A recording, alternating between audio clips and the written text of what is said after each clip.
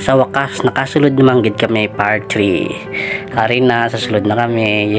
De ang yuho mo pakit cute. Pero kanami gid sa feelings nga mautiking na kami. Sayang lang kay apat lang kami diway di si Charlie na sa sobra kapila.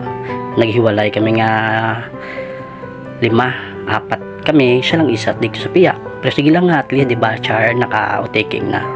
Ngalan ko galiwara proof nga nakapasarigid ko sa board exam. Yehey, Giro Ronald Cabali, thank you Lord.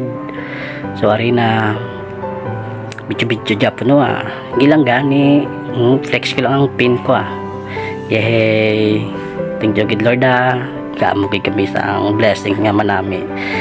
Dayaga pledge na kami kinuabi di ko gidi ma-explain ang amon nga kasadyahan. Ngirit lang kami pero makasulod na sa school, sa mga DepEd, sa mga private school. I don't know lang ang ngirit namon o muna Japon siguro or wala takbalo. Basta importante na-achieve ta ang goal ta nga mga teachers. Diba Miss Bell?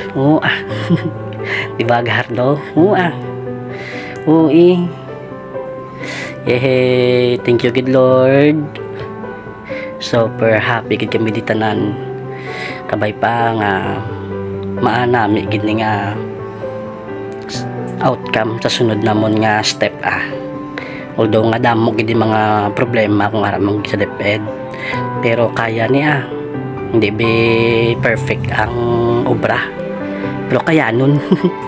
Wala man ta mahimo kag iba mo ning just nga profession. So padayon nun ta para sa mga kabataan man.